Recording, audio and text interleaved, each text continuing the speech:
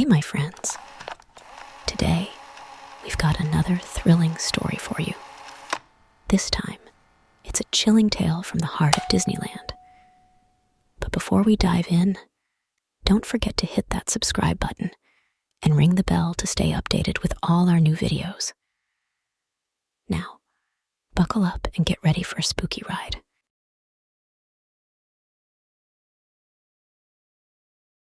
First story. Back in 2005, I used to work at Disney World down in Orlando, Florida. I was a custodian, which is really just Disney World's fancy way of saying janitor. We mostly worked when the park was closed to clean the place up, empty the trash, and treat all the water features around the park with cleaning chemicals to keep them from getting stagnant and smelly. But there was also a little guest interaction involved too, including things like giving directions, helping guests plan their day, and answering the millions of questions they'd have about the park.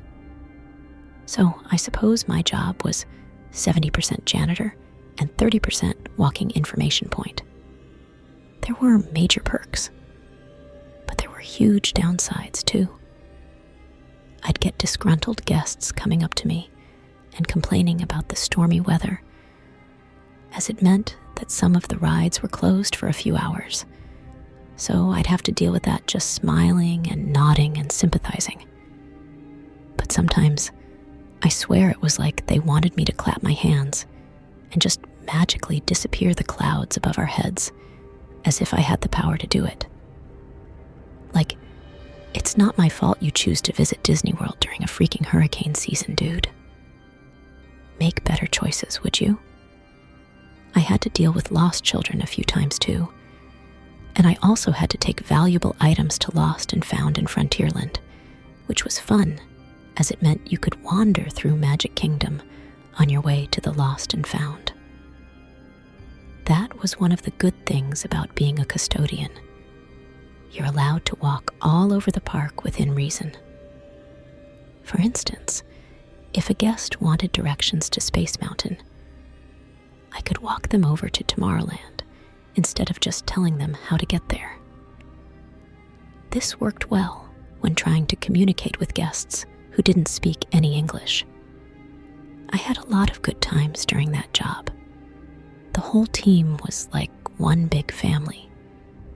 But I suppose that's why what I'm about to tell you happens to be probably the worst thing that's ever happened in my entire life, and why it still kind of messes me up 19 years later.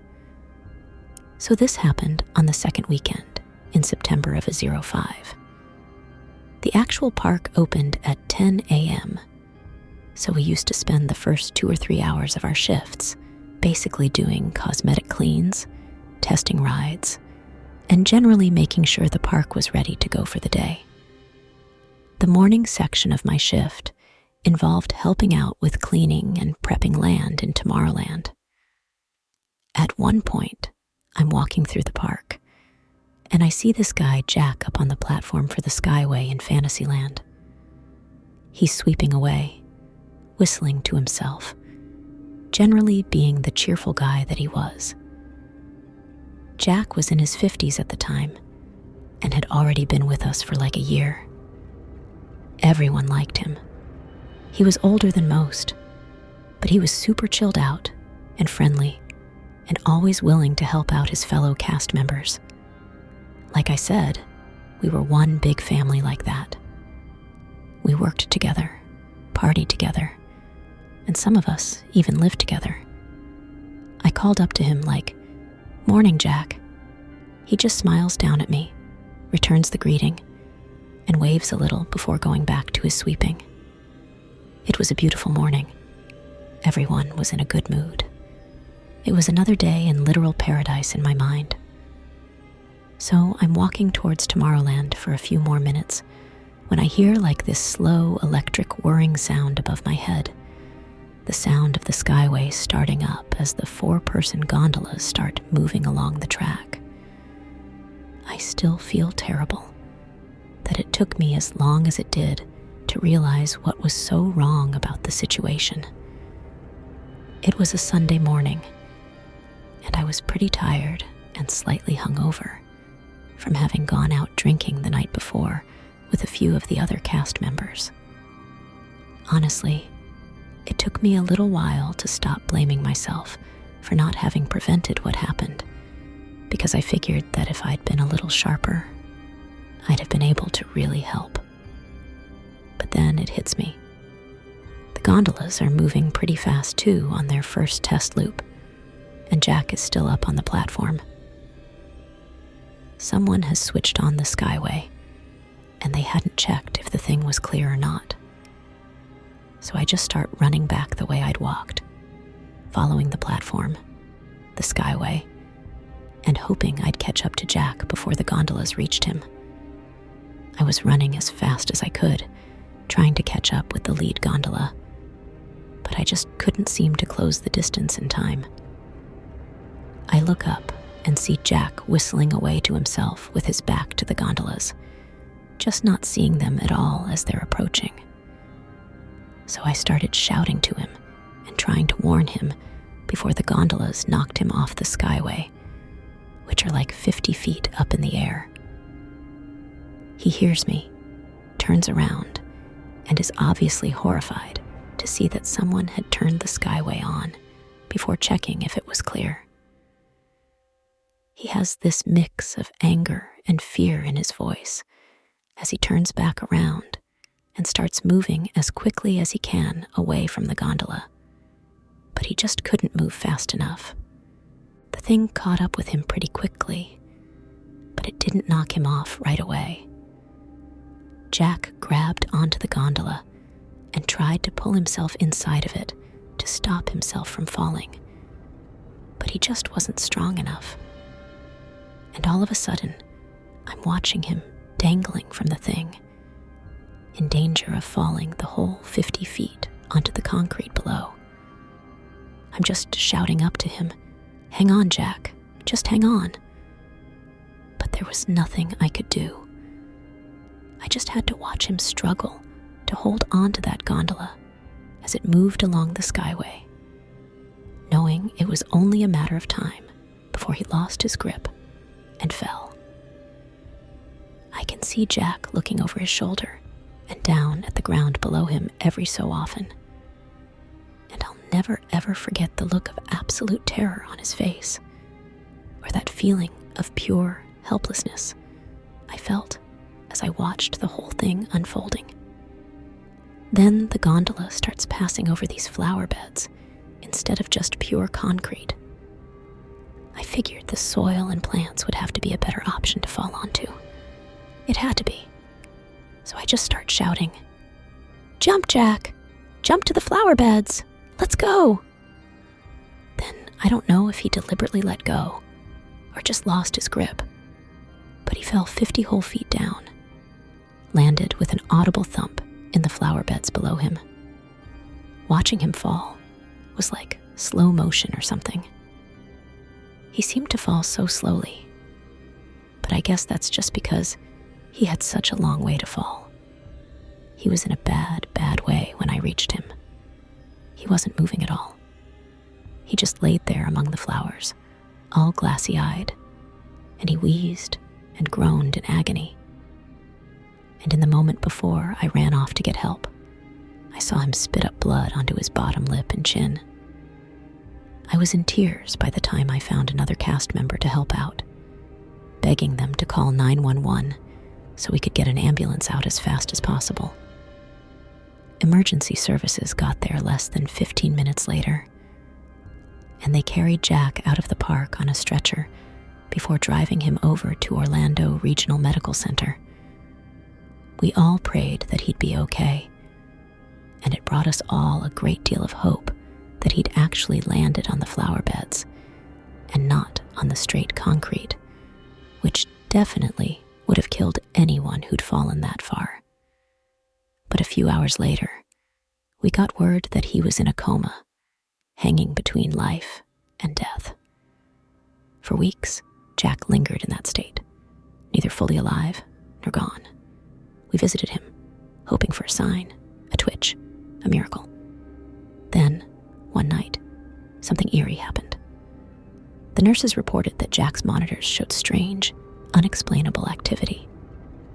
His heart rate spiked, and he seemed to whisper incoherently, despite being completely unconscious. The whispers grew louder, more frantic, and the staff couldn't understand what was happening. When we arrived the next morning, the hospital room felt colder, and a sense of dread hung in the air. Jack's face was twisted in a grimace, and his eyes, though closed, seemed to be moving rapidly, as if he were in a nightmare. That night, I had a nightmare myself. I saw Jack, standing on the skyway platform, his eyes hollow and lifeless, calling out to me. He kept repeating, "Why didn't you save me?" over and over again. I woke up drenched in sweat, the terror from my dream lingering. When we returned to work, we found out that Jack had passed away during the night. The official cause was complications from his injuries, but those who were there during his final hours believed something else. They said he seemed to be fighting against something unseen, something that terrified him to his core. Jack's death left a haunting scar on all of us. We tried to move on, but the park never felt the same. Whispers of strange occurrences spread among the staff. Some claimed they saw Jack's figure late at night, still sweeping, still trapped in that moment of terror. Others heard his desperate whispers on the wind, begging for help that would never come. Rest in peace, Jack Miller. We love you, and we miss you every single day, haunted by the memory of your final moments and the ghostly echoes you left behind. The haunting. At Disneyland, I had always loved Disneyland. The magic, the joy, the escape from reality. It was my favorite place in the world. When I received an unexpected invitation for an exclusive after-hours tour, I couldn't believe my luck. Little did I know, that night would turn my dreamland into a nightmare.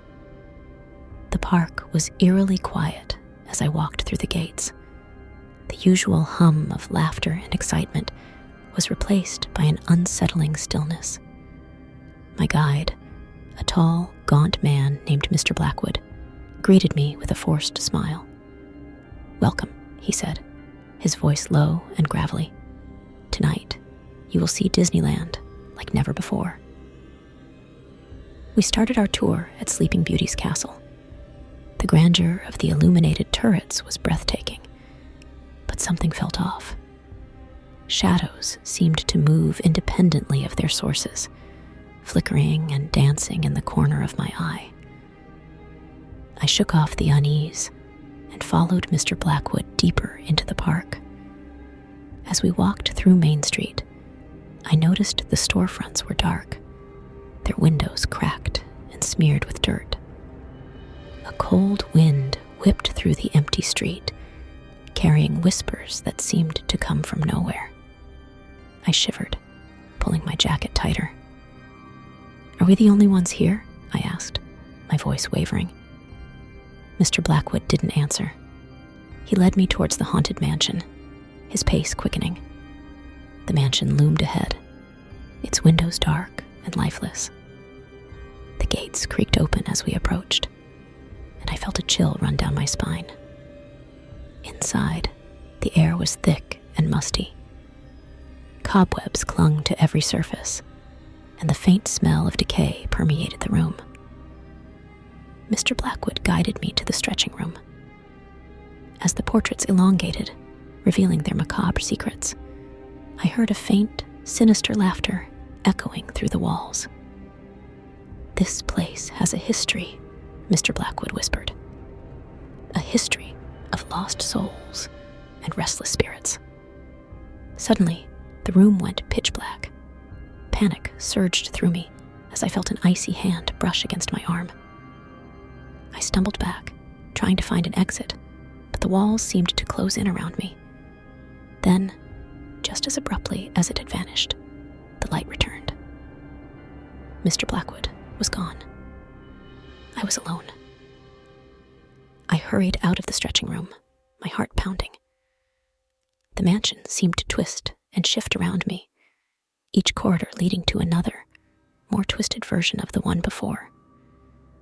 My footsteps echoed unnaturally loud, and the shadows seemed to close in tighter with every step. Finally, I burst through a door into the graveyard. Fog rolled over the tombstones, and the statues seemed to watch me with hollow eyes. I could hear whispers again, louder this time, forming words that chilled my blood. Join us. Stay forever. A figure emerged from the mist. It was a young girl, her dress tattered and her eyes hollow. She reached out to me, her voice a haunting whisper. Help me. I'm lost. I took a step back, fear paralyzing me. Before I could react, she vanished, leaving only a cold spot where she had stood. Desperate to escape, I ran towards the exit. But the park had transformed into a nightmarish maze. Rides that were once familiar now appeared twisted and grotesque. The cheerful music was replaced by a dissonant, eerie tune that seemed to seep into my bones. As I passed the It's a Small World ride, the animatronic children turned to watch me, their eyes glowing with an unnatural light. They began to sing, their voices warped and haunting. It's a world of horror, a world of fears. It's a world of darkness, a world of tears. I stumbled away, my breath coming in ragged gasps. The park seemed alive, feeding off my fear. Everywhere I turned, I saw faces twisted in agony, eyes pleading for release. Finally, I reached the entrance.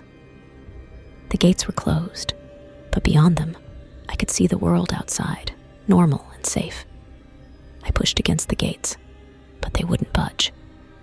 Panic consumed me as I heard footsteps approaching from behind. I turned to see Mr. Blackwood, his eyes now dark and soulless.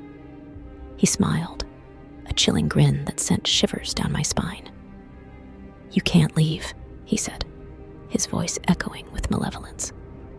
"You're part of the park now." The gates slammed shut with a deafening clang.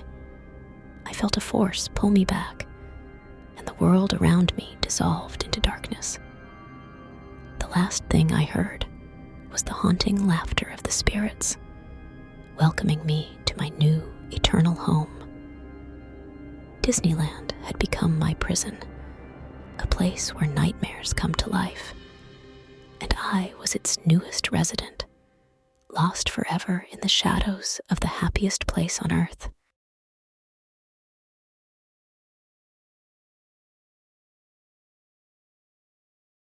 A few springs ago, my spouse Linda and I decided to take our kids, Sam and Lily, down to California for a week so they could finally visit Disneyland. It was a win-win. They'd stop pestering us about going, and we could enjoy some warm weather and sunshine for a whole 7 days, escaping the dreary rain of Seattle. As the saying goes, if you don't like the weather in the Pacific Northwest, wait 5 minutes.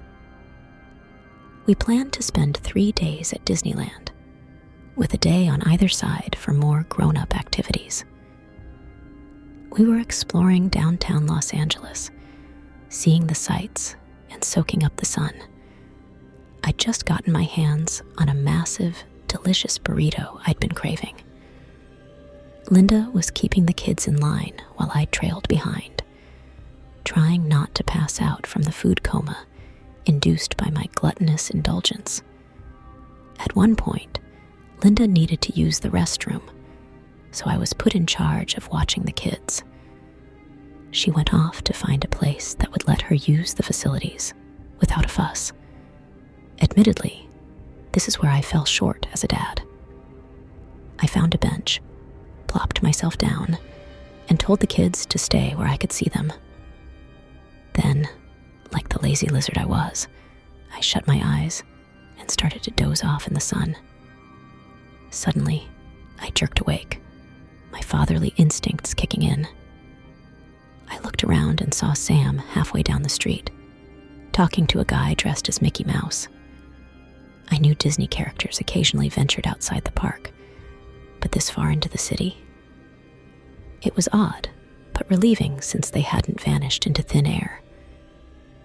I hurried toward Sam and Mickey, feeling more confused than anything. As I got closer, I noticed something wasn't right. The Mickeys at Disneyland were always lively, with exaggerated movements. This one was eerily still. While Sam and Lily danced around him, Mickey just stood there, staring at them. Something about this Mickey felt off. His costume was filthy, covered in dirt and stains. It looked, and probably smelled, disgusting. I figured the guy in the suit was just trying to make a living. No one in a stable situation would wear a gross Mickey Mouse suit and wander around downtown LA. So, as the kids played, I reached into my wallet to give the guy a 20. But instead of taking it, Mickey just stared at me with those big, lifeless eyes. It was unnerving. I pushed the 20 toward him, but he tilted his head in this creepy, robotic way. I quickly put the money back in my wallet, not wanting to offend him further. I called the kids back, but they protested, wanting to play with Mickey some more. Mickey just kept staring at them, which made me increasingly uneasy. I insisted in my stern dad voice that they come back, and as they did, Mickey reached out to grab Sam. That crossed a line. No one touches my kids without permission. I stepped up and told the guy he had no right to touch them. Mickey just stared at me in silence. I grabbed both kids by the hand and walked away, explaining that no adult is allowed to touch them without their consent, especially strangers. That night, I couldn't sleep. The motel's air conditioning had chosen that night to break down. I ended up sitting at the small table in our kitchenette, sipping a glass of lukewarm water, trying to cool down. Our bungalow-style motel faced a quiet side street, and I walked to the window to take one last look at the LA night before trying to sleep. Then I saw it, standing still as a statue under the streetlight, a silhouette of Mickey Mouse. My heart skipped a beat. How had this guy found us? I had no idea, but there he was. I rushed to the kitchenette, grabbed a knife, and went back to the window. The Mickey shape was gone, but the costume lay in the middle of the parking lot, empty. I was scanning the lot, trying to see where the guy had gone, when suddenly he appeared right in front of the window and slammed his head against the glass. I let out a scream, waking Linda and the kids. I told Linda to lock herself and the kids in the bedroom and call the police. The guy kept slamming his head and fists against the glass, trying to get in. I waved the knife, shouting that the cops were on their way. The banging stopped as suddenly as it started. I looked out and saw the Mickey costume was gone. Blue and red lights flashed as the police arrived. I told them everything, but they found nothing. No sign of the guy, no leads. We left the next day, flying back to Seattle, but the memory of that night haunted me.